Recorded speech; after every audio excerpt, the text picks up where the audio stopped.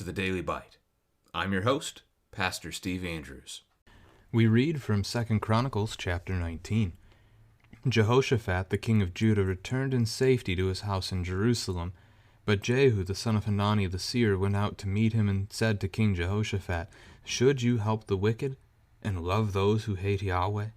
Because of this, wrath has gone out against you from Yahweh.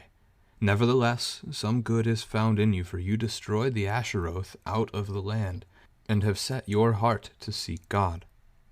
Jehoshaphat lived at Jerusalem, and he went out again among the people from Beersheba to the hill country of Ephraim, and brought them back to Yahweh, the God of their fathers.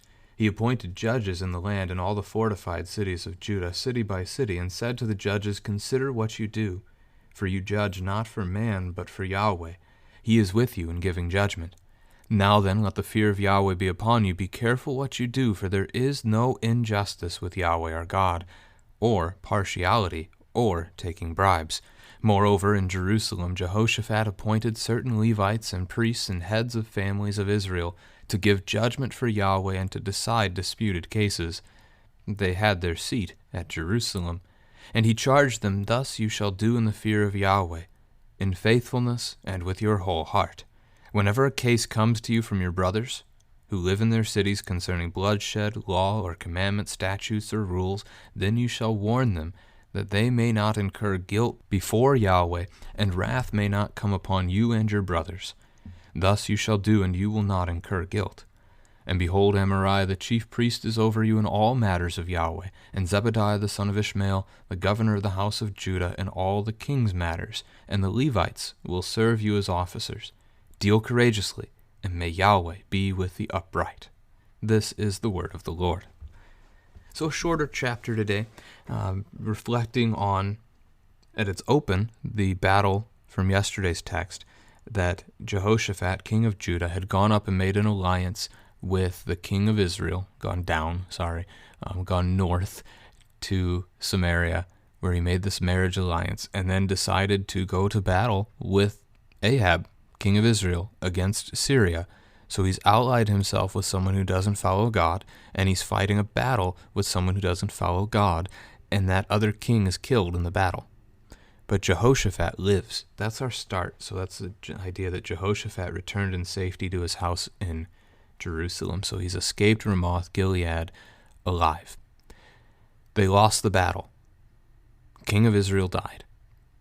But for now, Jehoshaphat's alive. Then Jehu the son of Hanani.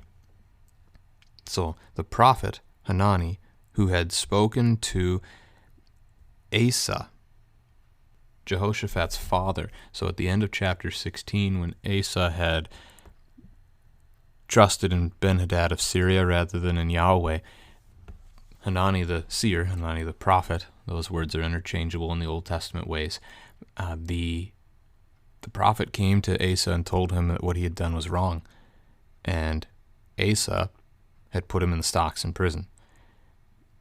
So now we've seen, I guess, over the last 3 days, we've seen 2 of God's prophets imprisoned for speaking the truth of God's word. Anyway, this is Hanani's son speaking to Asa's son. So there's a nice parallel there. And what does he say? Should you help the wicked and love those who hate Yahweh? Now, should you love those who hate Yahweh? The answer to that is yes. We are to love our neighbor. We are even to love our enemies and to pray for those who persecute us, according to our Master Jesus. But the point of the prophet here is that Jehoshaphat should not have allied himself with the king of Israel. He should not have gone to war with the king of Israel as an ally, as an assistant in that war. He should have let Ahab fall on his own. The fact that he was spared is a mercy of God. He allied himself with a king in a battle where the intention of the battle, the purpose of the battle from the divine perspective, was the death of Ahab. And he allied himself with him. So it wasn't a good move. However, nevertheless, verse 3, some good is found in you, for you destroyed the Asheroth. So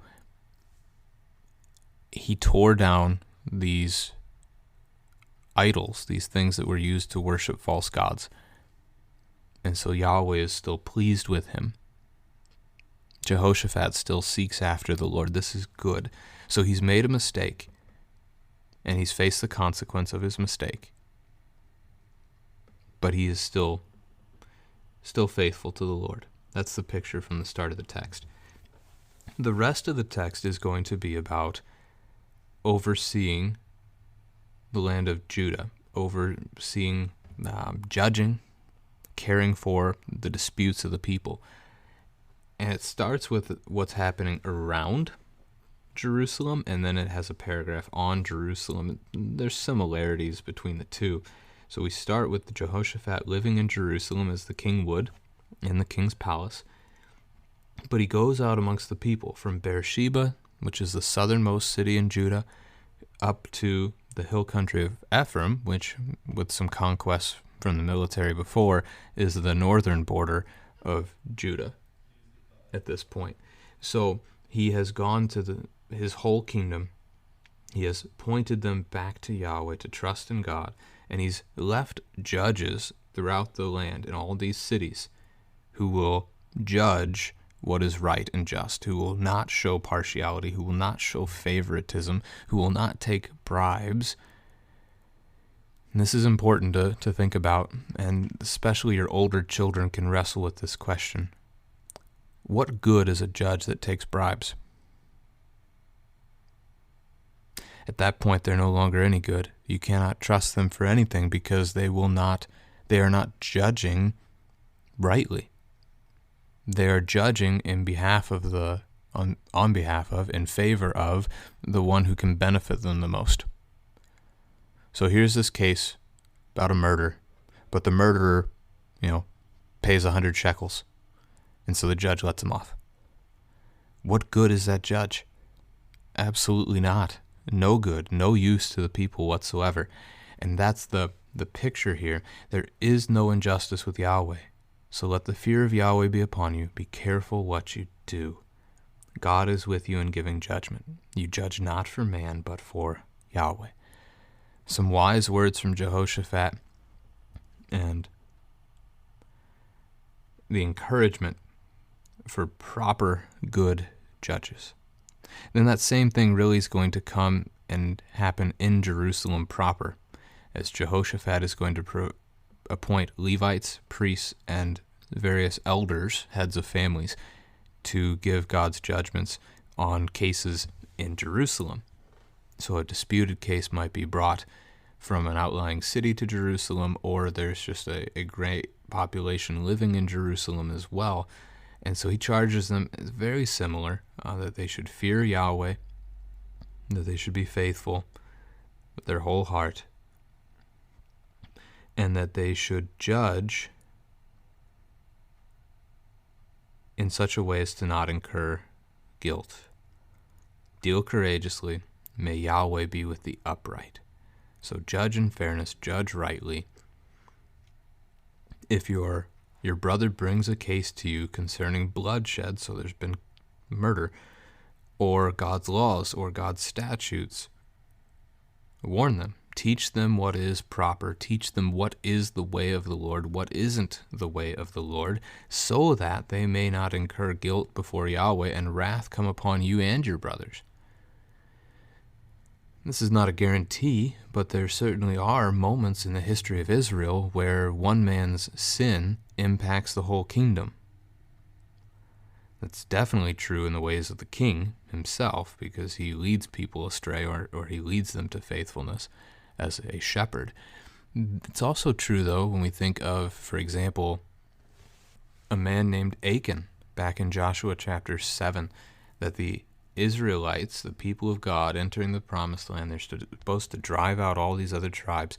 God has taught them to destroy Jericho completely, take nothing, keep nothing, wipe it out, devote the whole city to destruction. And Achan, one man, chooses to keep some of the goods for himself, takes them home, buries them, hides them in his tent. And so the next battle, when they go against Ai, they lose. And people die. Like, people from Israel die in the battle against Ai because of Achan's sin, because he did not follow Yahweh. He did not listen to the Lord's command. So this idea of sins impacting a whole nation is true. It's not one that we like as individuals living in America. But consider that for a moment. Consider the sins of this nation and how horrid this nation is behaving against the Lord, and we live in it. So pray for the Lord's mercy, that he would forgive us for our part in this wickedness, but also pray for the Lord's judgment to fall upon those who are doing evil. Maybe another question to consider, discuss as a family would be if you can remember another time in the Old Testament where judges were established over the people. Numerous judges to handle the cases that were brought before them, and if any were too difficult for them, that they would bring them before another man, and he would judge the hardest cases with the Lord.